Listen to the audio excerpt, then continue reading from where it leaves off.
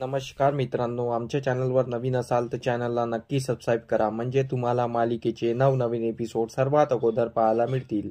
तर तुला शिकवीन चांगलाच धडा या मालिकेमध्ये काय घडलं हे आपण बघणार आहोत. तर इकडे घरी दुर्गा आणि आजी हे बोलत असतात. तर दुर्गी ही आजीला भडकत असते आणि बोलते की ही मास्तरीन बाई जर घरात आली ना तर घरात परत कलह चालू होईल, घरात परत वाद सुरू होईल, म्हणून ती या घरात आलीच नाही पाहिजे. आणि ती दुर्गी आजीला अक्षराबद्दल काही काही वाईट वाईट सांगत असते.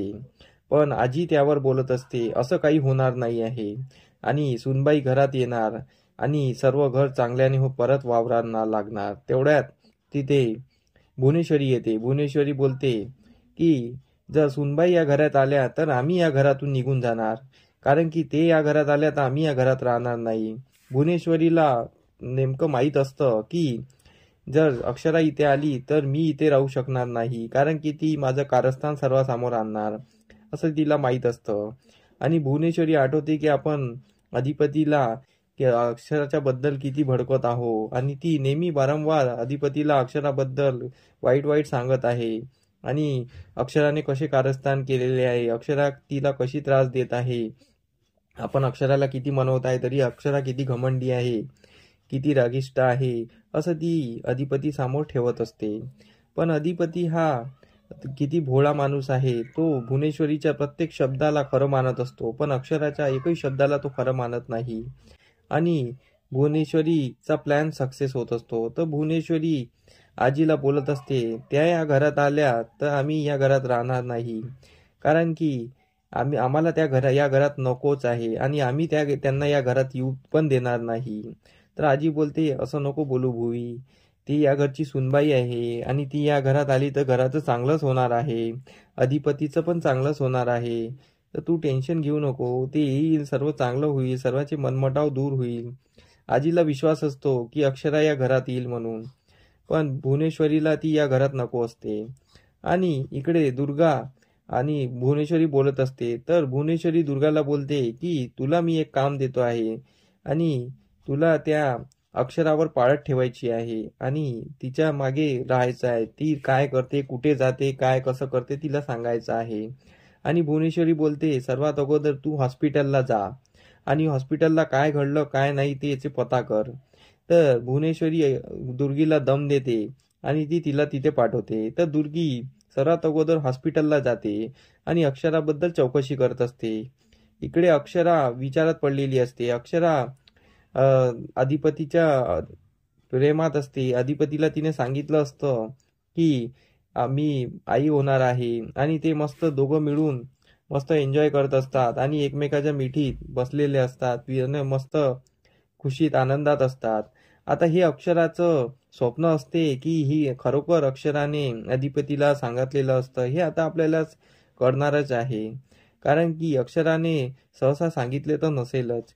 तर इकडे भुवनेश्वरी विचारत असते की आपल्याला अक्षराला कसं काटा काढायचा आहे. तर इकडे दुर्गा हॉस्पिटलला आलेली असते. दुर्गेला माहीत पडतं की अक्षरा ही आई होणार आहे. जेव्हा हे दुर्गेला कळतं तर दुर्गीच्या पायाखालची जमीन सरकते. दुर्गी बोलते ही मास्तरीन बाई आपल्या घरातून काही जाणार नाही, ही आता आई होणार आहे, म्हणजे माझी चंची आता या घराची काही लक्ष्मी होणार नाही, माझ्या चंचीच्या अधिपती सोबत लग्न होणार नाही. दुर्गीची चिडचिड होते. दुर्गी ती फाईल घेते आणि भुवनेश्वरीकडे निघते. इकडे अक्षरा आपल्या आई होण्याच्या स्वप्नात इकडे देवळात आलेली असते, आणि ती अग्निकुंडामध्ये दिवा सोडत असते, आणि तेव्हा तिथे काही मागत असते. तेवढ्यात तिथे भुवनेश्वरीला कसा काय पता लागतो, तर भुवनेश्वरी तिथे पोहोचते आणि भुवनेश्वरी तिला बोलते पाण्यात काय बघताय, पाण्यात उडी मारायचा विचार आहे का. तर अक्षरा बोलते मी पाण्यात उडी मारत नसते, आणि मी काही इतकी विचारी नाही आहे, आणि मी पाण्यात उडी मारणार आहे. पाण्यात आपल्याला आपलं प्रतिबिंब दिसत असतं, ते आपल्याला सांगत असतं की आपण काय करावं आणि काय नाही. मेन तर या पाण्याचं प्रतिबिंब तुम्ही बघायला पाहिजे, तुम्हाला याची सर्वात जास्त गरज आहे. अक्षरा भुवनेश्वरीला खूप टोचून बोलत असते. भुवनेश्वरीच्या मनाला नेहमी अक्षराचे बोलणे टोचत असते. तर भुवनेश्वरी तिच्यावर ओरडतच असते. तेवढ्यात तिथे दुर्गी येत असते. दुर्गी बोलते हे बघ, हे रिपोर्ट बघ, ही मास्तरीणबाई आई होणार आहे. जेव्हा हे अक्षरा आई होणार आहे हे दुर्गी भुवनेश्वरीला सांगते, तर भुवनेश्वरीच्या पण पायाखालची जमीन सरकते. भुवनेश्वरी बोलते, हे मी होऊ देणार नाही, या मास्टर डीला मी माझ्या घरात येऊ देणार नाही.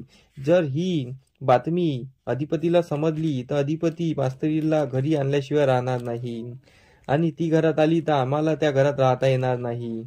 म्हणून आम्हाला लवकरात लवकर अधिपतीला न कळता या मास्तरीबाईचा काटा काढावा लागणार आहे, आणि मी या मास्तरीबाईचा काटा काढणार आणि अधिपतीला सुद्धा कळू देणार नाही की अक्षरा आई होणार आहे म्हणून. पण अक्षराचं पूर्ण प्लॅनिंग असते की अधिपतीला सर्व सांगायचं आहे आणि अधिपतीला तो बाबा होणार आहे याबद्दल माहिती द्यायची आहे. अक्षरा अगोदर अधिपतीला माहिती देते की भुवनेश्वरी अक्षराचा काटा काढते. हे आता आपल्याला समोरील भागात कळणारच आहे. तर समोरील येणारे भाग आपल्याला खूप मनोरंजक आणि खूप रोमांचक असे असणार आहे. तर आम्ही तुम्हाला नवनवीन अपडेट देत राहू. तर आमचा एपिसोड कसा वाटला हे आम्हाला कमेंट करायला विसरू नका, आणि आमच्या व्हिडिओला लाईक करायला विसरू नका, आणि आमच्या चॅनलला सबस्क्राईब करायला विसरू नका. धन्यवाद मंडळी. तुम्हाला आमचा व्हिडिओ कसा वाटला हे आम्हाला कमेंटद्वारे नक्की कळवा, तेव्हा आम्ही तुमच्या प्रतिसादाला उत्तर नक्की देऊ. आणि आमचे व्हिडिओ बघत राहा. आमचा व्हिडिओ किती छान वाटतो हे आम्हाला कमेंटमध्ये नक्की सांगा. धन्यवाद.